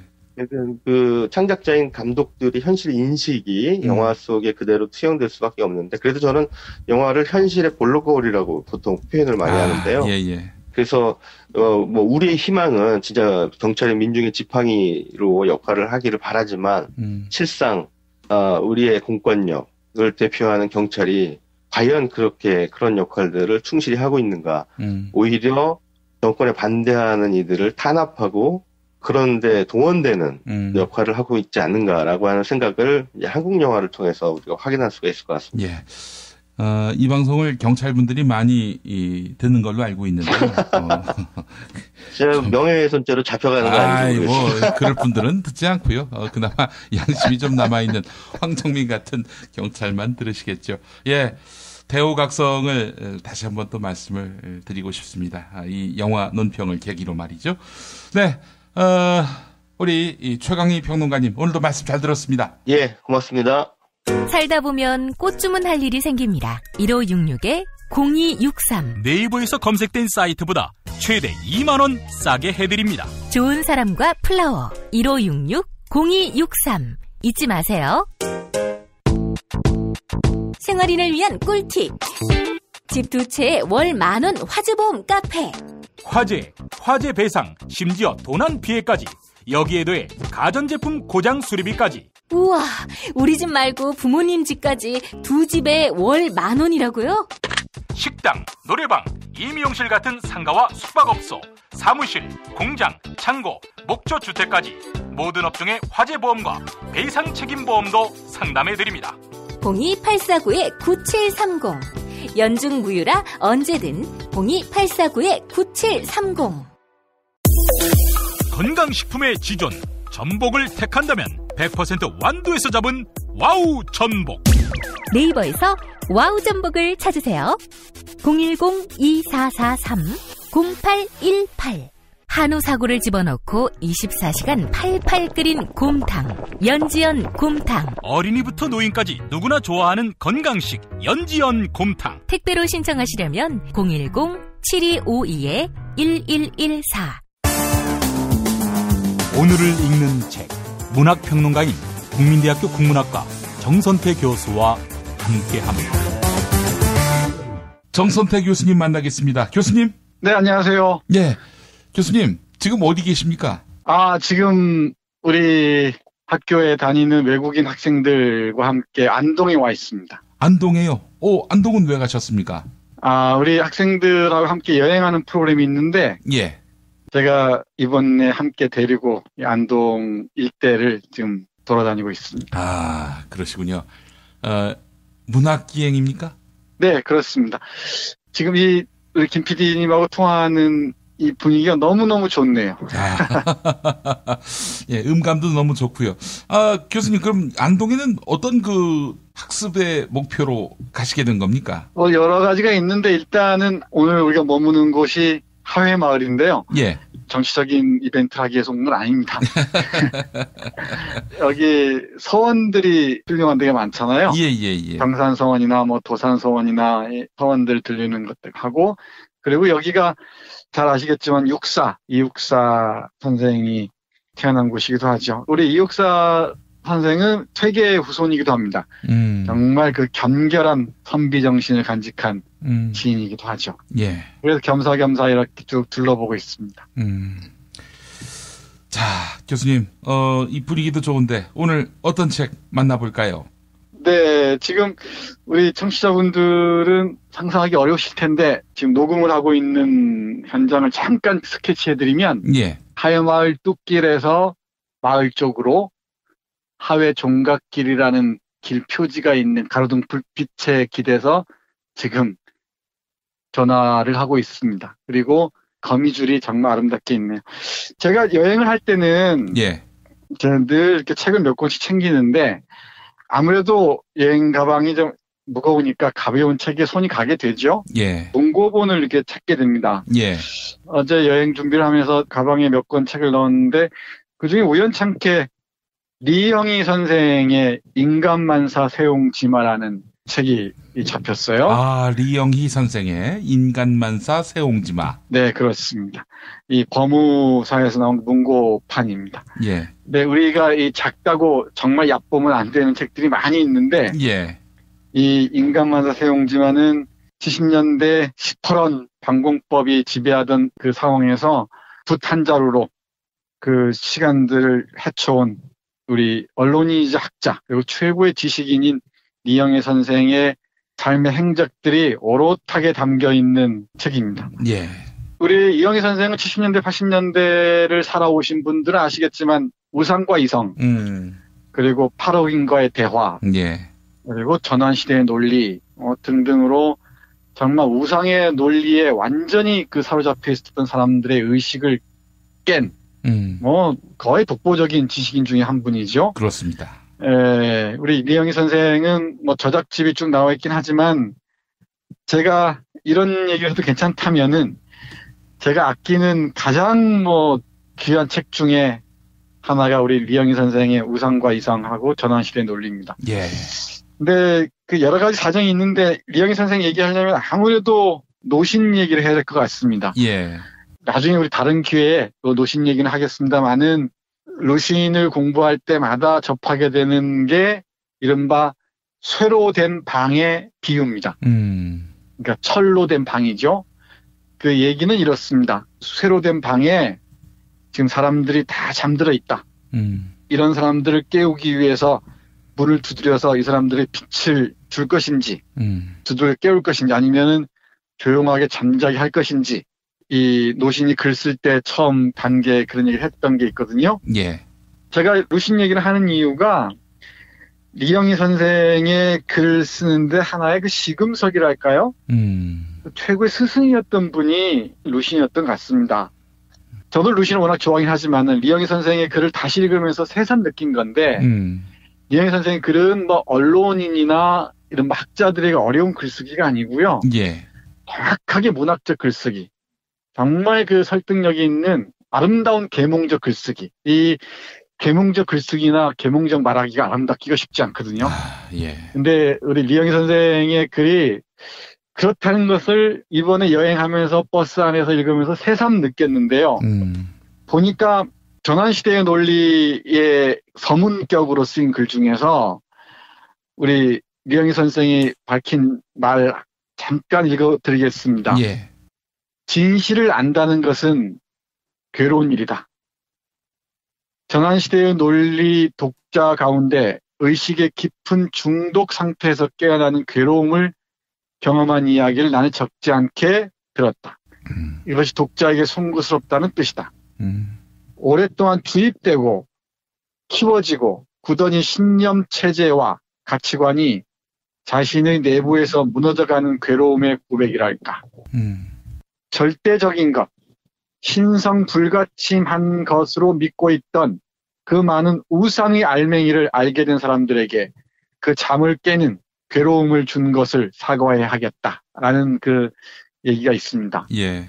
우상과 이성이라는 책 한 권이 그리고 이어지는 8억인과의 대화나 전환시대 논리가 70년대, 80년대 많은 젊은이들에게 그리고 많은 그 지식인들에게 새로 된 방에 갇혀 있었던 사람들을 깨우는 칼날이었다는 것을 미안하다면서 이렇게 얘기를 하네요. 예.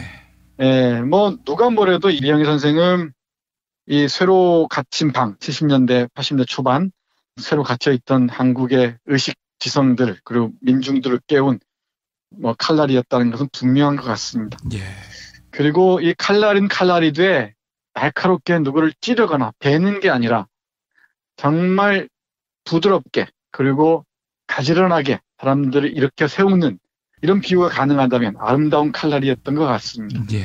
이 책에 실려있는 글 한두 편을 말씀드리면 일단 이영희 선생 연구를 문학적으로 해야 할 필요가 있다고 생각하는데요. 예.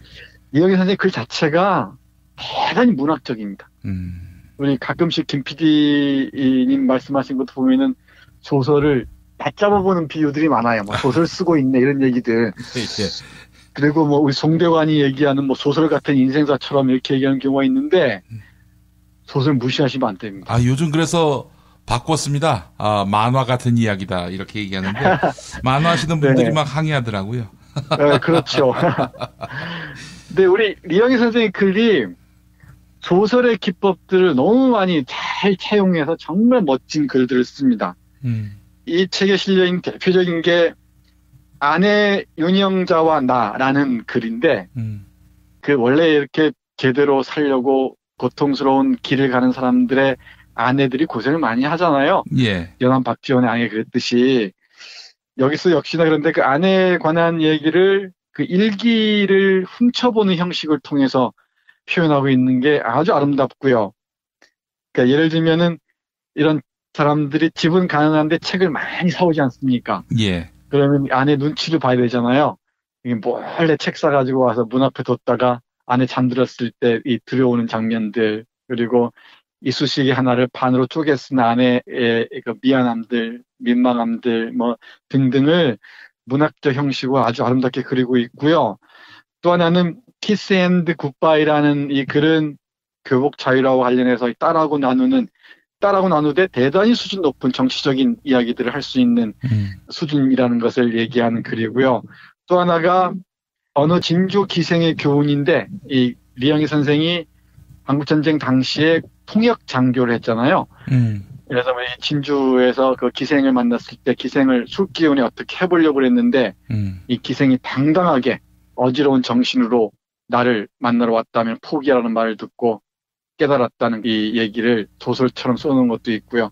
또 하나가 독보적인 게 오늘 제가 이 글을 중심으로 잠깐 말씀드리겠습니다. 예. D 검사와 리 교수의 하루라는 글입니다. 아마 리영희 선생 좋아하시는 분들은 많이 아실 겁니다. D 검사라는 이게 77년을 회고하는 글인데요. D 검사라는 서울대학교 법대 출신의 이 검사가 있습니다. 잘 나가는 검사가. 예. 우리가 익히 아는 사람인 겁니다. 아마. 예. 시골에서 태어나서 어렵게 공부해서 아주 멋지게 출세를 한 모양입니다. 어떻게든지 이 리영희 선생을 관공법으로 몰아넣으려고 별별 쇼를 다 합니다. 모택통을 얘기한 것은 다 김일성 얘기한 거 아니냐부터 문맥도 맥락도 닿지 않는 얘기를 끌어다가 너는 빨갱이다. 요즘 말로 하면 종북이다. 이런 걸 씌우려 그러죠. 예. 그러는데 리영희 선생이 갖고 있던 여러 책들을 쭉 이렇게 압수수색해서 가져다가 놨지 않겠습니까? 예. 그래서 이 서울대학교 법대를 나오고 대학 시절에 고등고시 합격한 아주 똘똘한 이 사람이 어떤 책을 딱 봅니다. 이 책이 뭔가 하니 자본론이에요. 자본론이 한자로 쓰여 있으니까 읽긴 읽었겠죠. 그 당시에 자본론은 번역이 안 돼 있으니까 물론 일본어 번역본일 겁니다. 자본론을 보고서 이 비검사가 얘기합니다. 이게 무슨 책이요? 제목 있지 않소? 자본론이라고. 자본론이 무슨 책이요? 그러니까 자본에 관해서 얘기한 책이요. 그러니까 무슨 얘기냐면은 이 비검사라는 서울대학교 법과대학을 나와서 젊은 시절에 고등고시를 패스한 최고의 관리자 이 지신 축에 든다는 사람이 자본론이란 책이 뭔지도 모르고 있었다는 겁니다. 그 참 말도 안 되는 소리들인데 요 구절 잠깐 읽어볼까요? 이게 뭐요? 이렇게 이제 그 디검사가 물어요. 그러니까 자본론 옳시다. 일본어판입니다. 검사는 잠시 머뭇거린다. 자본론 무슨 책이요? 저자가 누구지요? 그때까지 고분고분 사무적으로 간략하게 대답하던 미 교수가 멈칫하는 듯하다. 검사의 질문의 뜻을 이해할 수 없다는 표정으로 검사의 얼굴을 바라본다. 운운합니다. 그러면서 이건 거의 성경 수준인데 이걸 모르는 사람이 검사를 하면서 중국 얘기를 하고 이 8억인과의 대화나 우상과 이성은 중국이나 베트남 전쟁에 대해서 정말 사실을 알린 뛰어난 걸작이잖아요. 근데 그걸 전혀 이 공산주의 프레임으로 이게 다 봐버리니까 이 디검사의 눈에 자본론이 뭔지, 호치민이 누군지, 마오쩌둥이 무슨 생각을 했는지 알 리가 없죠. 이 알 리가 없으면서 이런 짓들을 한다는 것을 이 회상의 형식을 빌어서 리영희 선생이 아주 멋지게 쓰고 있습니다. 예. 제가 늘 이렇게 책 소개를 하면서 우연찮게 우리 청취자분들과 제가 이렇게 책을 매개로 해서 만나게 됐는데 이 한국 사회를 지배한다는 사람들이 그리고 이런 리영희 교수 같은 우상과 싸운 사람들을 관공법으로 가두려고 했던 아주 뛰어난 서울대학교 법과대학 출신의 이런 사람들이 세계인들이 이름만 들어도 모를 리가 없는 자본론도 모르면서 쟤들이 무슨 생각을 하고 어떤 논리를 가지고 있는지도 모르면서 그냥 잡아들이고 비난하고 다 그걸 올가매려고 했다는 정말 야만의 시대를 그대로 웅변해 보여주고 있는데요. 지금이라고 크게 다를 리가 있겠습니까? 그 1977년의 상황과 지금 상황이 조금은 우리가 자유로운 것처럼 보이지만 이 리영희 선생의 말씀에 따르면 우리 민중들의 세뇌화는 거의 절정에 이르고 있는 것 같습니다. 그래서 저는 새삼스럽게 이 안동에서 캄캄한 밤에 우상과 이성을 다시 떠올리고요. 예. 우리 전환시대의 논리를 다시 떠올리게 됩니다. 리영희 선생 하면은 다른 훌륭한 어록도 있지만은 네. 저는 이 어록을 잊을 수가 없습니다. 유사 언론인으로서 이런저런 그 역할을 하고 있습니다만은 항상 가슴속에 새겨두는 말이 있습니다.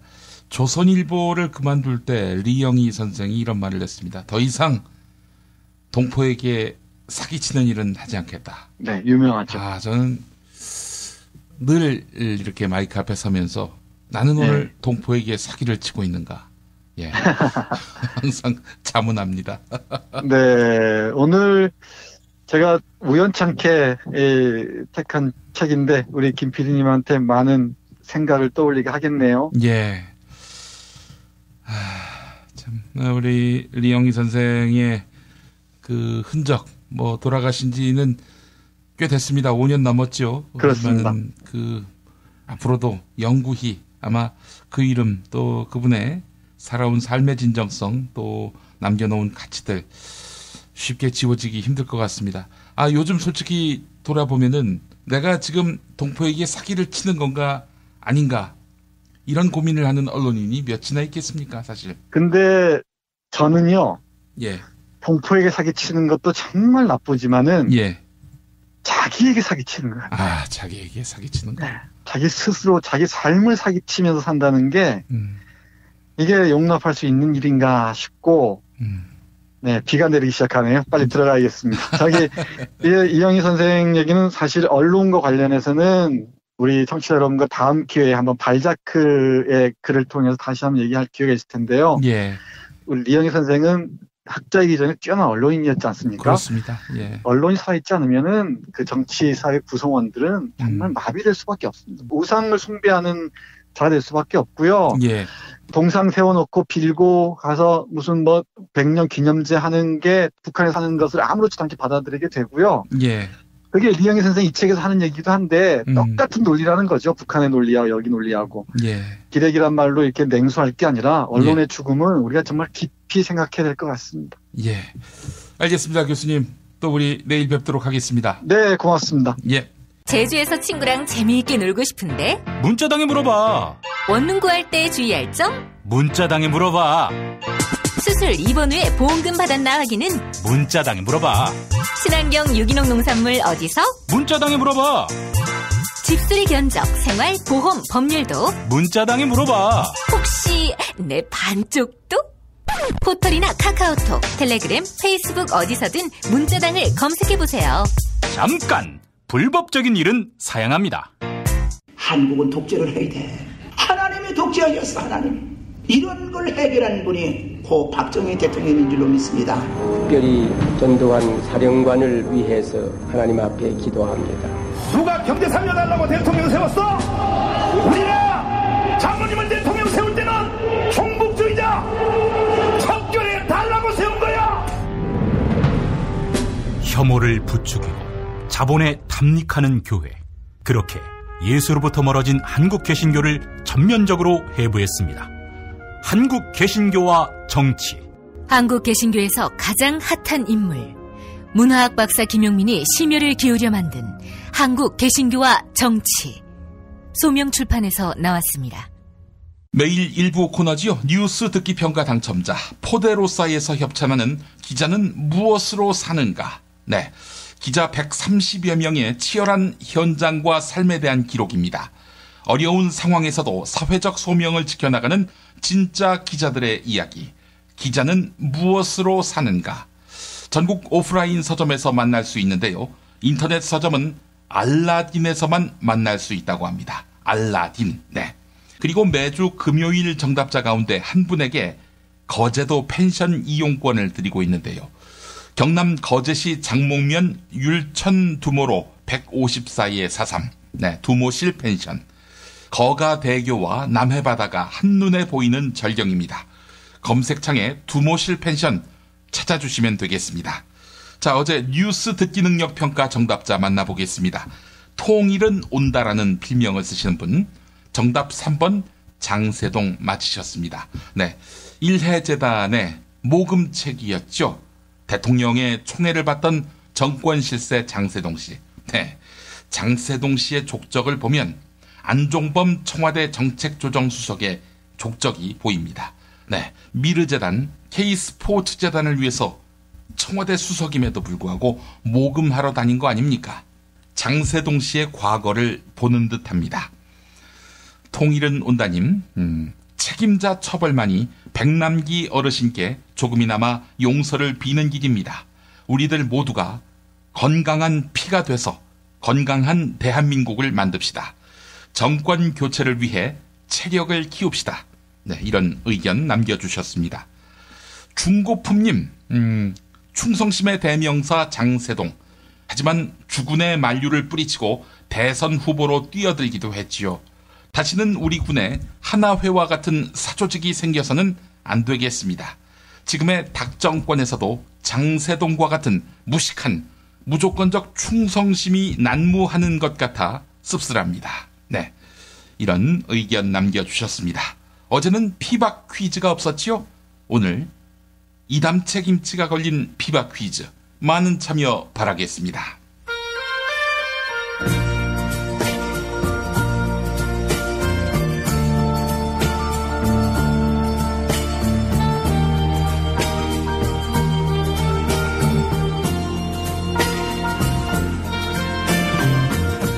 여러분 안녕하십니까?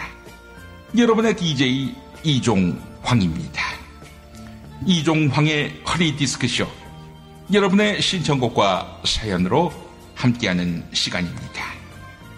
오늘은 박희태 전 국회의장의 사위인 스폰서 사위님이 감방에서 보내온 사연입니다. 아니, 이분이 언제 구속되셨나요? 워낙 크고 기가 막힌 사건들이 많아서 주목받지도 못한 채 조용히 들어가셨나 봅니다. 뭐 이것도 복이라면 복이겠지요. 사연 읽어보겠습니다. 이 선생님 안녕하십니까? 저는 한때 여의도 저승사자라고 불릴 정도로 잘나가던 엘리트 검사였습니다. 전대갈의 비자금을 찾아다니며 승승장구하던 제가 부하검사가 내부 비리를 폭로하고 검사장이 눈물 흘리던 그 살벌한 자리에서 본립도생, 즉 기본이 바로 서면 방법은 자연스럽게 생긴다는 사자성어를 가르친 숙련된 검사의 시범, 모범을 보였던 저를 기억하시는지요? 그런데 제가 나쁜 놈들이 나가는 줄 알았던 감옥에 들어와 있습니다. 이게 다 친구를 잘못 만난 탓입니다. 친구 따라 강남 간다더니 친구 따라 감방에 왔습니다. 검사인 저와 장인어른이 이렇게 고초를 겪는 것을 보면 우리 사회가 가야 할 길이 아직 멀었다, 이것을 느끼게 됩니다. 어젯밤에 고 백남기 선생에 대한 부검영장이 발부됐다고 들었습니다. 제 구속영장도 그렇고 백남기 선생에 대한 부검영장도 그렇고 이게 어떻게 말이 될 수 있겠습니까? 우리 검찰도 법원도 모두 정권의 개가 됐습니다. 이 선생님, 우리 사법부가 바로 설 수 있는 길은 없을까요? 네, 이런 안타까운 사연을 보내오셨습니다. 자기 앞날도 시궁창일 텐데 우리 사법부의 앞날까지 걱정하시다니 참으로 공직자로서 남다른 소명의식을 갖고 계신 것 같습니다. 사법부가 어떻게 개혁하느냐, 그러니까 청와대 권력으로부터 자유로울 방법, 네, 찾아보면 많지요. 대통령 선거할 때 대법원장, 검찰총장 선거도 하는 겁니다. 국민들이 뽑게 하는 거지요. 거기에다가 감사원장, 중앙선거관리위원장, 필요하다면 또 다른 사정기관이라 할 수 있는 국가정보원, 국세청, 경찰청, 해양경찰청, 아예 청와대 민정수석까지 모조리 직선제로 선출하는 겁니다. 공수처고 특검이고 이딴 거 필요 없어지게 되겠죠. 아니, 국민이 직접 뽑은 사정기관장인데 누구 눈치를 보겠습니까? 당장 보십시오. 투표로 선출된 국회의장도 대통령 눈치, 여당 눈치 그딴 거 안 보지 않습니까? 네? 그러면 이름 있는 사람, 인기인들만 당선된다고요? 그렇다면 스폰서 검사님 좋으시겠군요. 유명하시니까요. 네? 비아냥대지 말라고요? 그럼 이거는 어떨까요? 군사주권을 미국한테 넘긴 판인데 사법주권도 미국한테 넘기면 어떨까요? 미국 거라면 똥도 처먹을 인간들이 많은 상황이니 거부감도 적을 거 아니겠습니까? 미국 연방검찰이 한국검찰, 미국 연방법원이 한국의 대법원이 되는 겁니다. 네? 그렇게 되면 총기 사용을 허락할 수 있다고요? 스폰서 검사님 친구가 와서 권총으로 쏠 수 있다고요? 야, 이 새끼! 너같이 양심이라곤 눈 씻고 찾아볼 수 없는 놈들이, 그런 놈들이 그 법조계에 있으니까 부검영장 신청하기도 하고 부검영장 발부하기도 하는 거 아니야, 이 새끼들아? 법 공부한 놈들이 검사 임내, 판사 임내 하면서 돈 받아 처먹고 총알에 눈치나 보고 유흥에 쩔어있고, 이게 그 사람들 사는 세상이냐? 짐승들 사는 세상이냐? 하여간 이런 어처구니 없는 사연은 즉각 처리해야 합니다.